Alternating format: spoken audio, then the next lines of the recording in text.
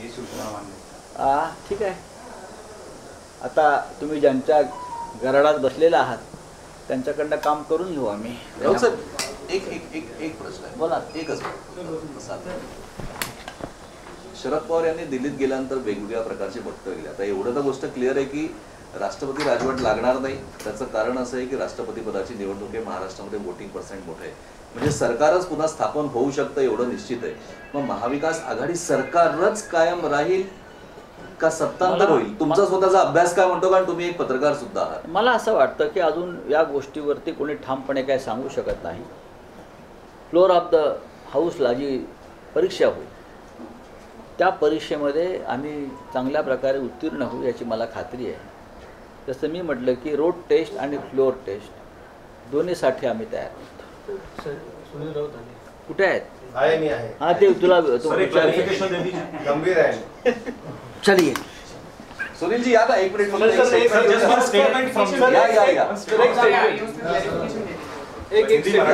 कोणत्या पक्षात ते जाऊ शकतील? आता MIMचंही तुम्ही बोललेत, मनसे कधी निघत नाही. जावं ना त्याने, कुठल्याही पक्षात जावं. मनसेला जर मुख्यमंत्रीपद मिळणार असेल अशा पद्धतीनं तर ऐतिहासिक गोष्ट घडेल. तुमचे भाऊ सुनील राऊत यांच्याबद्दल सुद्धा प्रचंड काल सुनील राऊत कुठे आहेत? पाहिलं तुम्ही आता ना? हो, माझ्या बरोबरच तेच सगळं मोर्चा सांभाळतायत मोर्चा. नाही, माहिती अशी समजली होती की सुनील राऊत तिथे जाऊ शकता अशी वावडी जरी असली तरी कदाचित त्यांना तिथे वेगळ्या कारणासाठी तुम्ही पाठवू शकतात.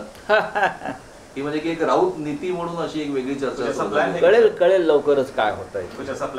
तर असे कोणी गेलेत का? म्हणजे उदय सामंत गेले का त्यांना पाठवलंय? पाहू ना आपण आता भविष्यात तुम्हाला बऱ्याच गोष्टींचा उलगडा होईल. मोहित कंबोज यांनी एक अत्यंत जहरी ट्विट केलंय सकाळी. म्हणजे ते ट्विट खरं तर सगळ्यांनाच खटकणार आहे. तुमच्या बाबतीत वैयक्तिक ट्विट आहे, आपण ते बघितलंय का? काही कल्पना नाही मला माहिती.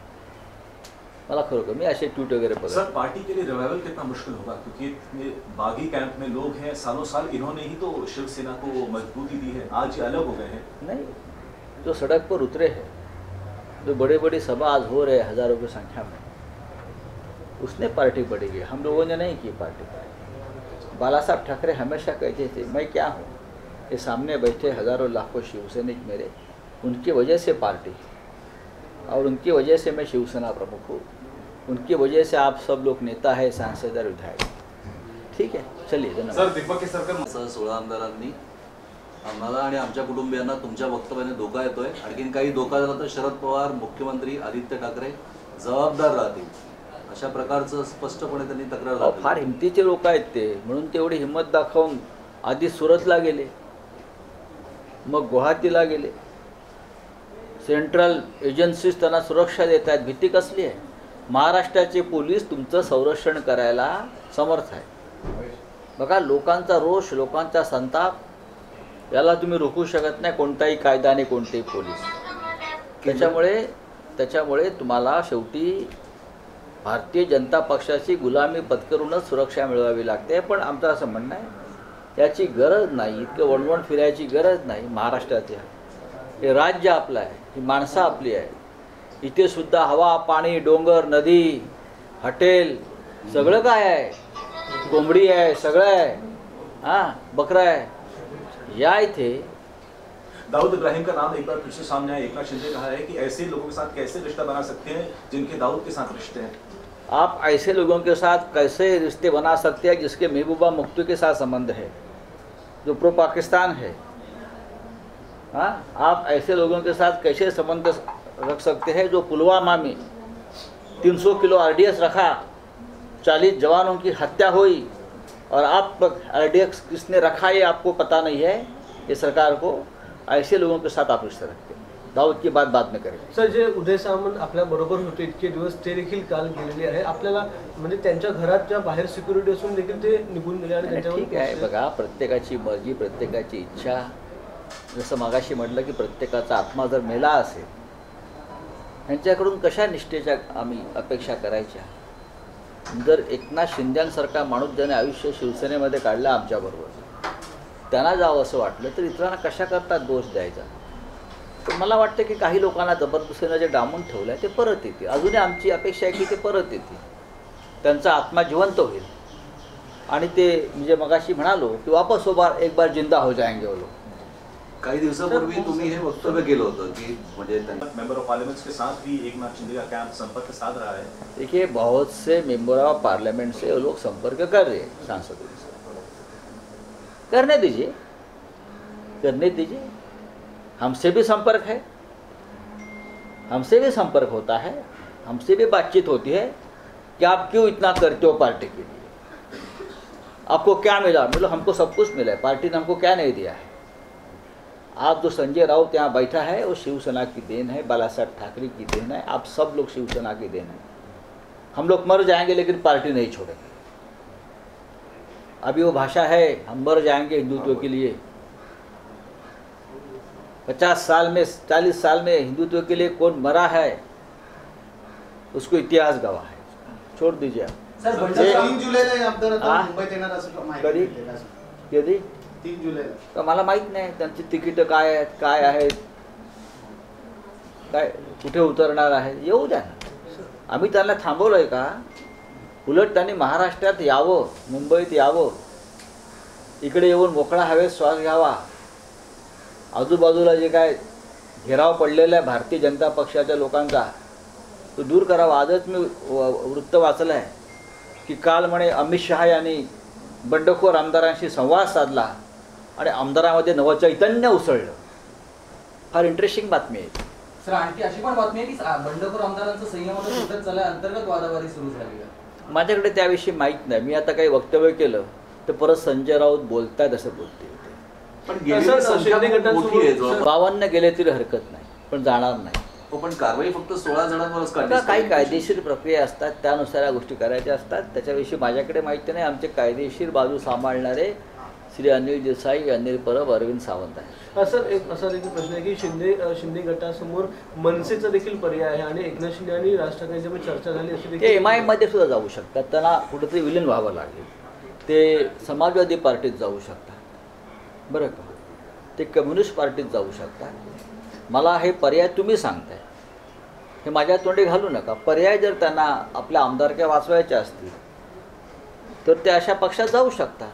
पण ज्या शिवसेनेनं त्यांना जन्म दिला, ज्या शिवसेनेनं त्यांचा पाळणा हलवला, ज्या शिवसेनेनं त्यांना सगळं काही दिलं आणि उभं केलं आयुष्यात, त्या शिवसेनेचा द्वेष करून ते अशा एखाद्या पक्षात द्यायचा विचार करत असतील तरी महाराष्ट्राची माती त्यांना माफ करणार. तुमच्या तोंडून भाजपचं नाव निघतं, तुमच्या तोंडून प्रहार.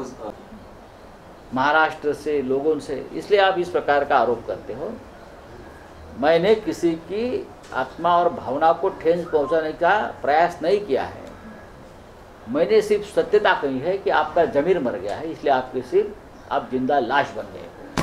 सर दीपक केसरकरांनी असं म्हटलेलं आहे की उद्धव ठाकरे आणि शिवसेनेला चुकीचे सल्लागार मिळालेले आहेत, त्याच्यामुळे आज अशी परिस्थिती आहे. म्हणून तुम्ही पळून गेलात.